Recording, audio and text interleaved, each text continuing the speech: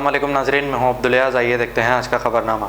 APNTS joint action committee की जानिब से बशीर बाग में एक मीटिंग मुनक़िद की गई है, जिसमें मुश्ताक मलिक साहब, MBT के स्पोक पर्सन अमजदुल्ला खान खालिद और दूसरे भी मौजूद थे। आइए देखते हैं ये रिपोर्ट। मैं यहाँ पर आने से पहले मैं यहाँ पर आने से पहले थोड़ी देर पहले जो है फेसबुक देख रहा था, तो अचानक से 14 दिसंबर के दिन जॉइंट एक्शन कमेटी का पहला इजलास यहाँ पर हुआ था। तो कई लोग जब मजाक उड़ाए कि कई की जॉइंट एक्शन कमेटी किधर क्या, तो अल्लाह ताला नियतों को देखता है और जुनूनियों को कामयाब करता है।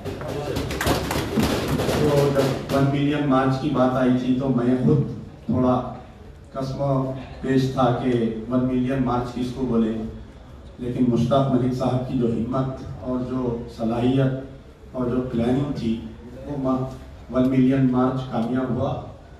तमाम जमातें जो इसमें हैं उन सबको इसकी मुबारकबाद। 1 साल का अरसा गुजर गया। शुरुआत में कुछ लोग थे, चले गए, नए लोग जुड़ गए और भी लोग जुड़ते रहेंगे।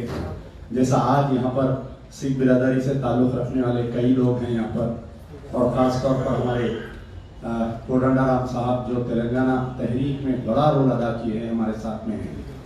अब रही बात ये जो कृषि बिल पेश की गई है, ये एक्चुअली ये बिल क्या है, मैं 2 मिनट उसको एक्सप्लेन करूँगा। कि एक तरकारी उगाने के लिए या चावल उगाने के लिए किसान को जो है कम से कम 45 दिन ज़मीन पे मेहनत करना पड़ता है, उसको पानी डालना पड़ता है। पावर का बहुत शॉर्टेज है इंडिया में, तो दिन भर गांव में पावर नहीं आता, रात में पावर आता है। तो किसान रात भर जगकर, यानी उसकी जो 45 दिन की मेहनत है, अगर वो मेहनत किसी कारोबार के सिलसिले में अगर वो करता है तो वो उसको जो है दुगना तिगना फायदा होता है। लेकिन अगर वो एक थैला चावल 45 दिन में बनाकर 100 थैले चावल जो बेचता है, तो उसको उसकी मेहनत के मुताबिक वो रेट नहीं मिलता है। तो साबिका हुकूमत जो है इंसेंटिव देती थी फार्मर्स को, इंसेंटिव्स की सूरत में। जैसा कॉटन जो है बाहर बहुत महंगा है, यहाँ पर सस्ता है, तो गवर्नमेंट जो लोग एक्सपोर्ट करते हैं कॉटन, उनको कुछ इंसेंटिव देती, फार्मर्स को कम दाम में लाइट देती या पानी देती। ये साबिका से हिंदुस्तान में चलते आया है, क्योंकि वी आर एग्रीकल्चर स्टेट। हमारी हिंदुस्तान की सबसे पहली चीज ये है कि एग्रीकल्चर है, जिससे पूरे दुनिया में हिंदुस्तान अपना दबदबा कायम रखा हुआ है। तो जो हिंदुस्तान के जो दुश्मन हैं, जो बड़े बिजनेसमैन हैं, वो हिंदुस्तान को कमजोर करने के लिए ये एग्रीकल्चर सेक्टर को टैप कर रहे हैं ये लोग। अब आप देखिए, आपसे तरकारी खरीद रहे हैं, आपकी ही तरकारी को एक अच्छे प्लास्टिक बैग में रख के, उसको धो के, उसको एयर कंडीशन में दुगना रेट में आपको दे दे, और आप खरीदने पर भी मजबूर है। आपके महल्ले में जो छोटी तरकारी की दुकान थी वो बर्खास्त हो गई, जो मंडी पे प्याज आती थी वो नहीं आ रही है। तो ये एक प्लान है, कि एक ऐसा प्लान है कि हिंदुस्तान को कमजोर करने का। अब मोदी साहब मजबूर है। RSS जो कल तक अपने आप को ये कहती थी कि हम जो है यानी स्वाभिमान, यानी हिंदुस्तान की जो छोटी छोटी चीजों को आगे बढ़ाने की वो लोग बात करते हैं, जैसा कि तागा बुनना है, खादी पहनना है।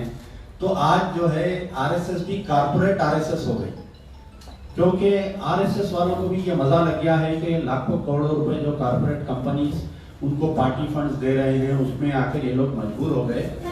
ये जो आज किसानों को कमजोर किया जाए, इसकी प्लानिंग 7-8 साल पहले हो गई थी, जब बीजेपी में कौन बनेगा प्रधानमंत्री का जो मुद्दा चल रहा था। तो फर्स्ट नंबर पर एल.के. अडवाणी आए, उनको किसी इंडस्ट्रियलिस्ट ने मदद नहीं की। सेकंड नंबर पे कोई आए, थर्ड नंबर पे कोई आए। मोदी जी जो है 10th नंबर पे थे। सारे कॉर्पोरेट ये बोले कि अगर मोदी को आप प्राइम मिनिस्टरियल कैंडिडेट बनाएंगे तो हम पार्टी को इन्वेस्ट करेंगे। तो एक अच्छा बिजनेसमैन इन्वेस्ट कर रहा है, अब वो फायदा ले रहा है। तो अब तमाम पूरे इंसेंटिव्स चले गए नई बिल में जो है सो, यानी पावर जो किसानों को इलेक्ट्रिसिटी 50% पे दी जाएगी वो नहीं दी जाएंगी, जो पानी उनको इंसेंटिव पे दी जाएगा वो नहीं दिया जाएगा। तो ऐसे कई इंसेंटिव्स बर्खास्त कर दिए।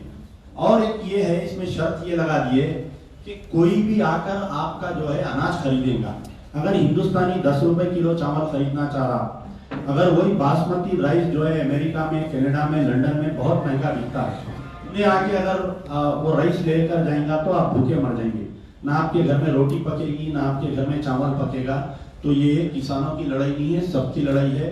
काबिल मुबारकबाद है हरियाणा, काबिल मुबारकबाद है पंजाब के किसान, सेकंड हरियाणा के किसान, जिन पर रात में लाठी बरसाए, यानी इतनी कड़ाके की सर्दी में वाटर कैनल से मारे वो लोग।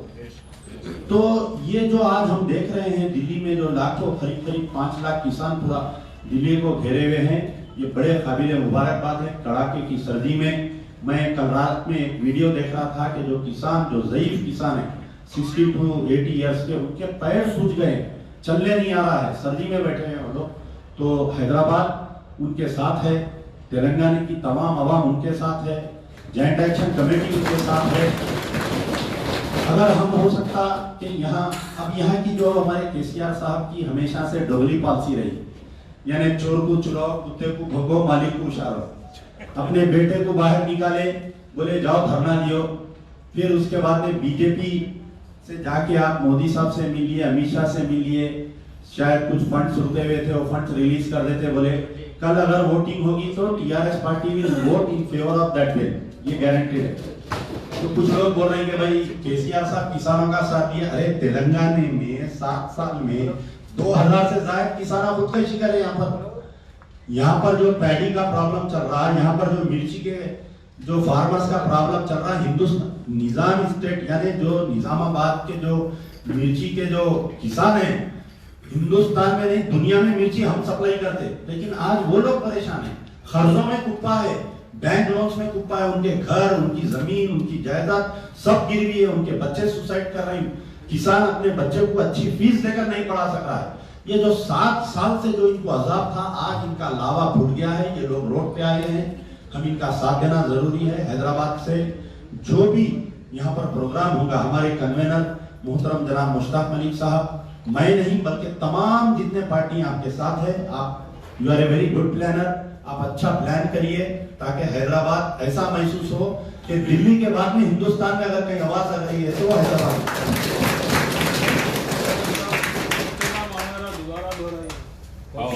नहीं, मेरे को भी अच्छा लगा। चोर को बोले चोरी।